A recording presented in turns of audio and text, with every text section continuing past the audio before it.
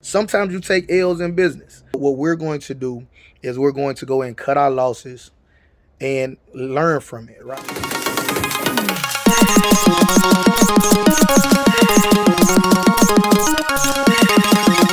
What's up, Hustle fam?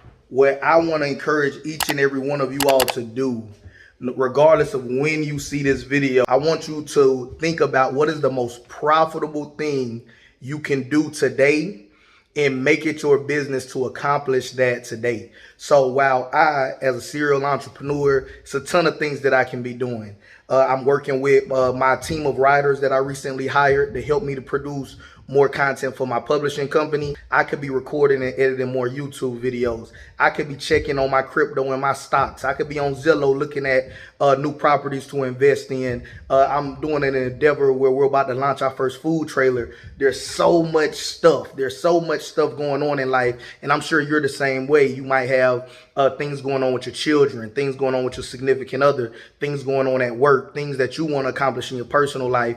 And it can seem like you got so much stuff going on that you don't know where to start and what to do. So I want to encourage you to think about it each and every day, right?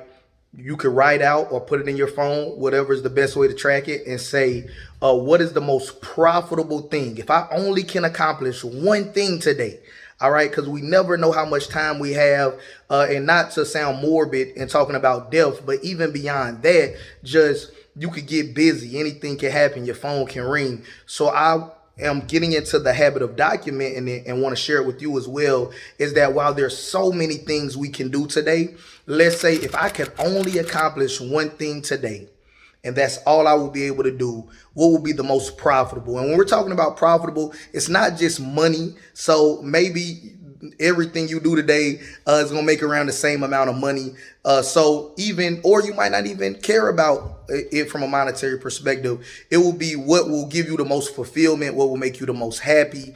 And because I tell people all the time, it's bigger than just making money. We know people that make money and still are miserable, still commit suicide, unfortunately. So it's more than just making money. We can find people that got a lot of money but aren't happy. It's about taking that money, using it to buy back your time, and then using that time to do whatever makes you happy. So in today's vlog, out of everything that I can do, the most profitable thing that I can do today is move some things out of my fixer-upper, take some pictures at my fixer-upper, send them to my realtor, and get this property listed on the MLS as soon as possible.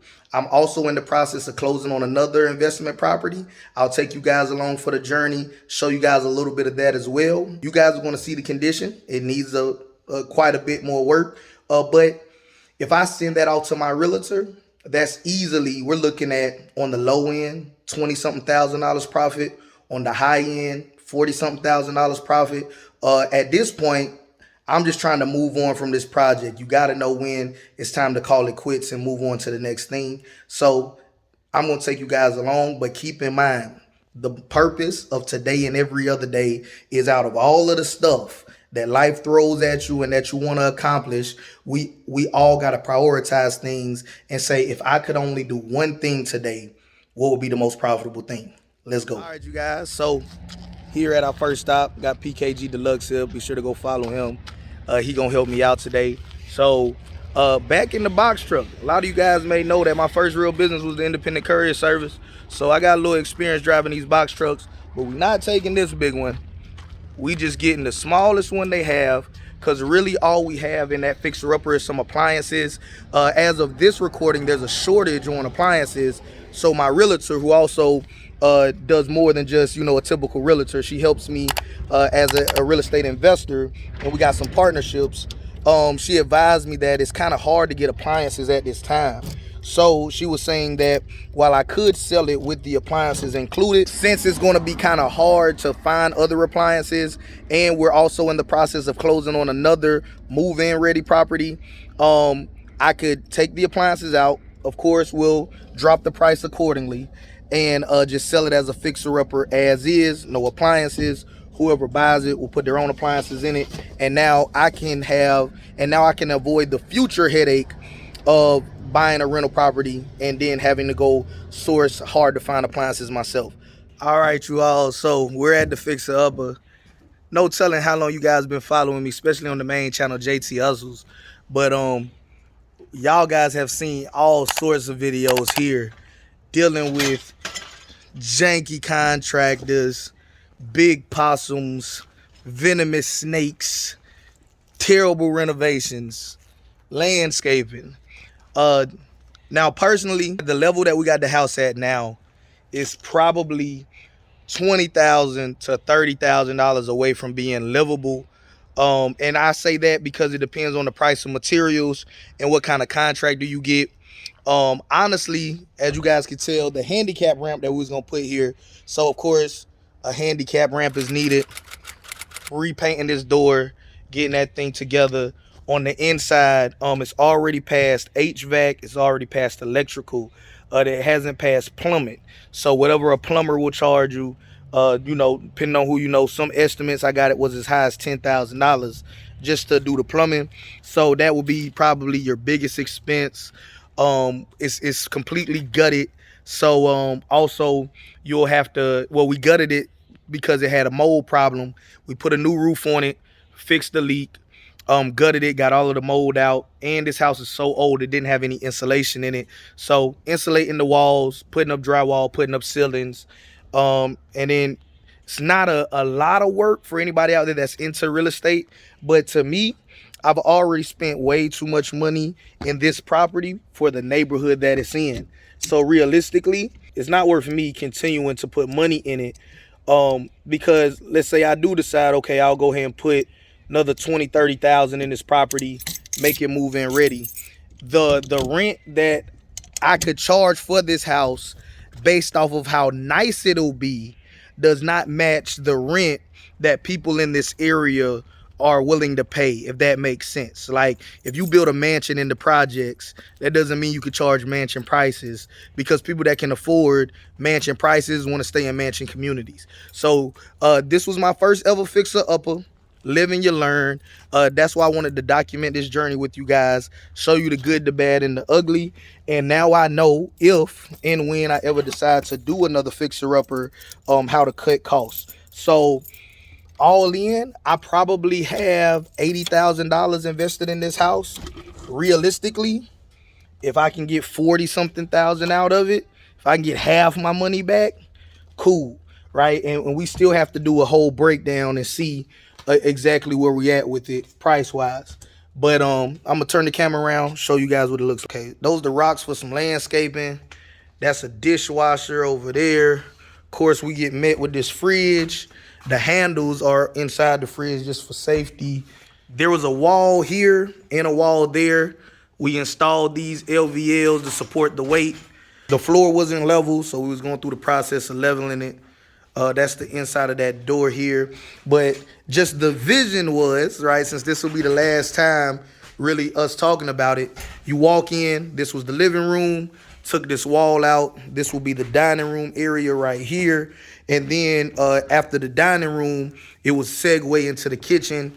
This little pipe that's stubbed up here is because a custom island is already built and is in one of the back rooms. Island would have been right there. And it would have had plumbing in it for the sink and everything. Appliances would have been along these back walls and stuff. French doors there. Laundry room would have been right off of the kitchen. This house, when I bought it, was a 4-bedroom, 1 bath. It had an illegal addition. We was bringing it all up to code and making it a 3-2. So now down the hallway, this would have been bathroom number 1. We were going to put a big old farmhouse sliding door here, which we have somewhere over there in one of those boxes. I'm going to include that in it as well. So this would have been bathroom number 1, stand-up shower. Already started some of the plumbing, but like I said, somebody would probably bring in their own plumber for this. HVAC is already good. This would have been bedroom number 1, small bedroom. I already have more than enough flooring, right? I like this look, this gray laminate flooring. It could get wet and it looks like wood, but it's not really wood. That was really expensive. I'm going to include that in the sale of the property though. So got the flooring there if they decide to use that flooring. I don't see why not. It will save them some money. And they got plenty of flooring to finish flooring the house once they get to that point. This plywood is down actually to protect. They already started doing some of the flooring. So this is actually good plywood. We just put it down to hopefully protect it. That's part of the custom island that goes in the kitchen over there, as well as 3 pieces total. They're all here. They just got to be put together if and when that time comes. So in here, I'm looking at light switches and etc. Pretty sure I'll leave all of this stuff in here.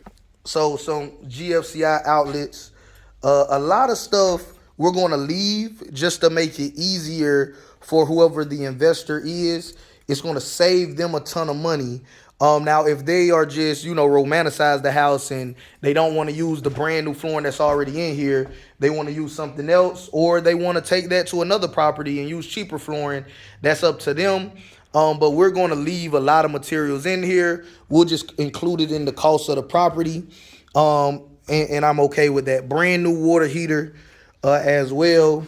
This room just has other little things, right? So I'm definitely going to take that with me. You can always, if you're a real estate investor, you probably will be against this, but I'm a big fan of having a spray backpack. Never know when we use that for mold remediation. Of course, I could have hired somebody and paid them to do it, but I just was really hands-on with this property, so I did a lot of stuff myself. Back there, we got recessed lights. The cans are already up. Those are all of the recessed lights already.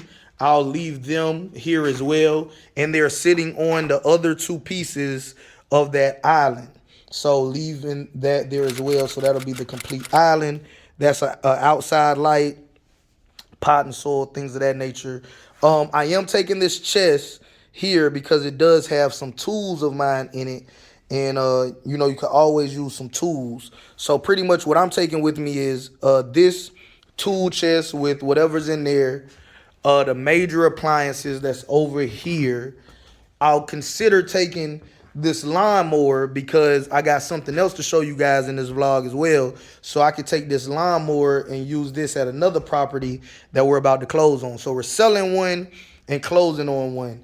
Okay, this would be the master suite, all right?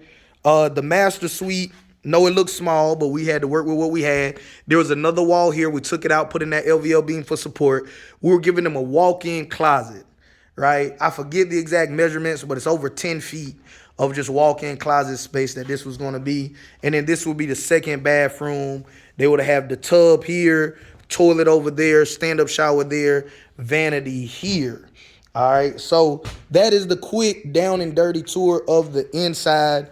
We're going to take out the major appliances, take out my tools, drop off this lawnmower, and I'll show you guys where that's going here in a second. And so pretty much, of course, the stove, of course, this washer, dryer, dishwasher. I'm going to leave those doors. That's the French door I told you. We were going to put that on the bathroom. So when this house was finished, that would have been the beautiful door that goes over the bathroom. So real smooth. And I have 2 of those, one for the bathroom in the hallway, one for the bathroom that's in the master suite as well. Let me see if there's anything else to show you guys before we get to work. Back deck. Remember I told you guys they had some illegal additions? This was an illegal addition. So after talking with the city, working with them, it was cheaper and better to just knock this down, make it into a porch. So it doesn't have that handicap ramp. I didn't want to do steps. I wanted to do a handicap ramp to make it accessible for people who have family members or themselves with disabilities. So that's why that's not there yet. But screened in already. I don't know if you guys can see the screen in the video, maybe at an angle, but it's already screened in. So completely screened in back porch, already screened.